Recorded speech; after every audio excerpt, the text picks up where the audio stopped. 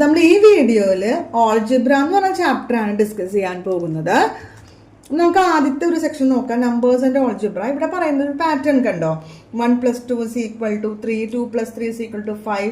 അപ്പോൾ usually question പേപ്പറിൽ ഇങ്ങനെ ഒരു പാറ്റേൺ തന്നിട്ട് ഇത് കംപ്ലീറ്റ് ചെയ്യാൻ പറയാറുണ്ട്. ഇനി ഇതിൻ്റെ അടുത്തൊരു ക്വസ്റ്റ്യൻ വരുന്നത് ഇതൊരു റിലേഷൻ കൂടിയാണ്.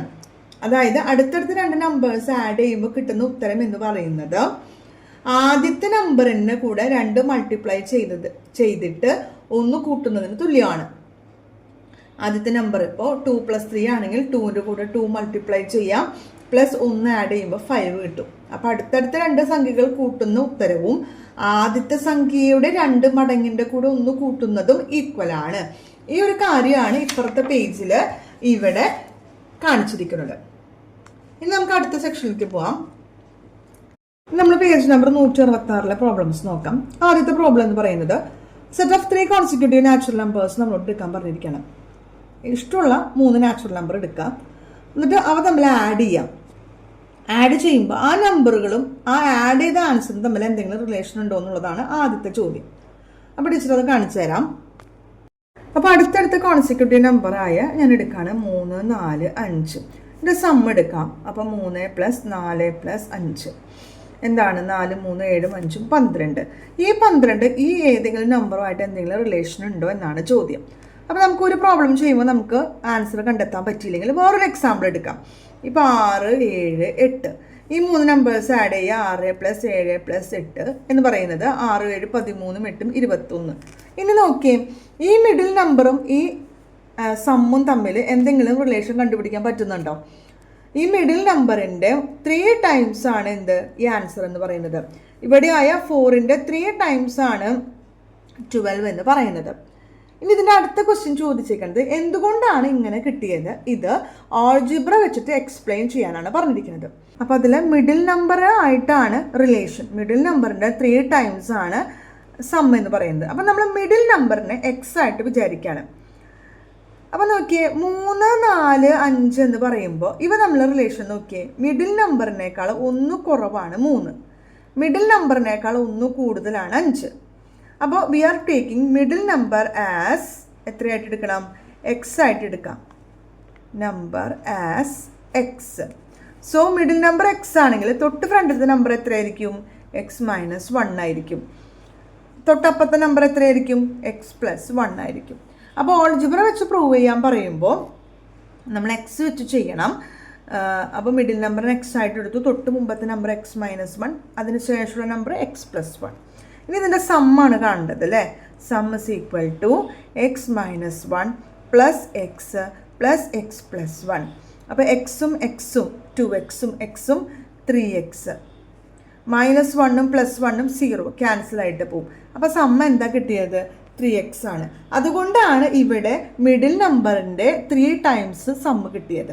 ഇവിടെ ഓൾജിബ്ര ചെയ്തപ്പോഴും നമുക്ക് എന്ത് തന്നെയാണ് കിട്ടിയത്? 3x ആണ് കിട്ടിയത്. അപ്പം നമ്മൾ ഈ പറഞ്ഞ കാര്യം പ്രൂവ് ചെയ്തു. രണ്ടാമത്തെ ക്വസ്റ്റ്യൻ നോക്കാം. ഇവിടെ നമുക്ക് സെറ്റ് ഓഫ് നമ്പേഴ്സ് തന്നിട്ടുണ്ട്. അപ്പോൾ ആ നമ്പേഴ്സിൽ ആദ്യത്തെയും അവസാനത്തെ നമ്പർ ആഡ് ചെയ്യുമ്പോഴും രണ്ടാമത്തെയും മൂന്നാമത്തെ നമ്പർ ആഡ് ചെയ്യുമ്പോഴും ഒരേ ആൻസർ ആണ് കിട്ടുന്നത്. ഇത് എന്തുകൊണ്ടാണ് ഇങ്ങനെ കിട്ടുന്നത്? ഇത് ഓൾജിബ്ര വെച്ചിട്ട് പ്രൂവ് ചെയ്യാൻ പറഞ്ഞിരിക്കുകയാണ്. അപ്പോൾ ടീച്ചർ അത് ചെയ്ത് കാണിച്ചു തരാം. ഇങ്ങനെയാണ് നമ്മുടെ ടെക്സ്റ്റിൽ തന്നിരിക്കുന്നത്.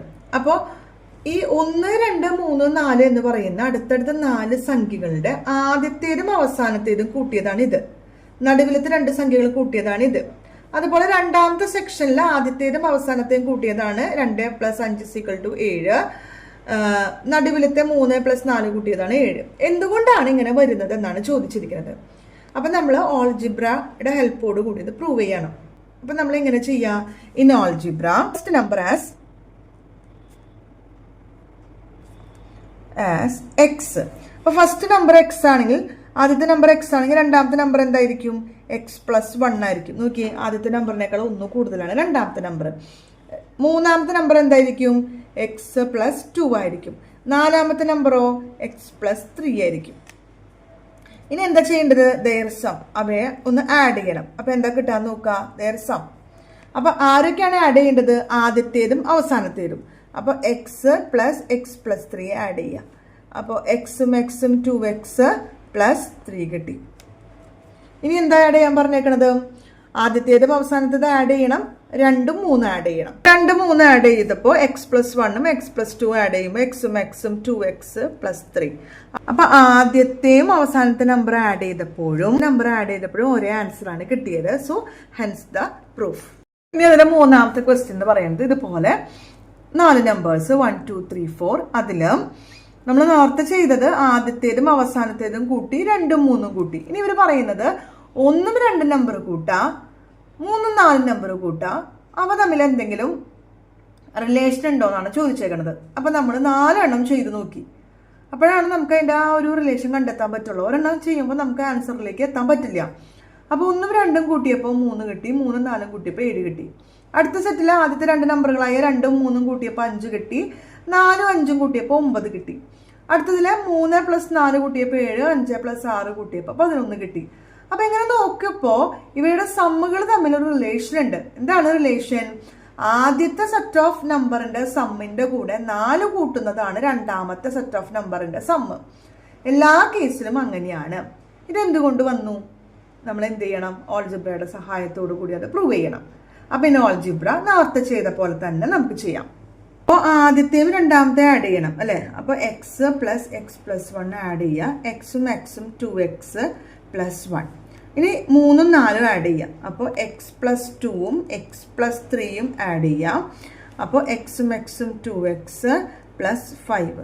നോക്കിയേ, ആദ്യത്തെക്കാളും 4 എന്ന നമ്പറിനാണ് ഇത് വ്യത്യാസമുള്ളത്. അതായത് ആദ്യത്തെ 2 നമ്പറുകളുടെ സം എന്ന് പറയുന്നത് 2x+1 ആണ്. രണ്ടാമത്തേല് 2x ഉണ്ട്, +1ന് പകരം 5 ആണ്. അതായത് 1നേക്കാൾ എത്ര കൂടുതലുണ്ട് ഇവിടെ? 4 കൂടുതലുണ്ട്. ആ ഒരു വ്യത്യാസം തന്നെയാണ് നമ്മൾ ഇവിടെയും കണ്ടത്. അപ്പം നമ്മളിത് പ്രൂവ് ചെയ്തിരിക്കുന്നു. അപ്പം അടുത്ത വീഡിയോയിൽ കാണാം. ബൈ.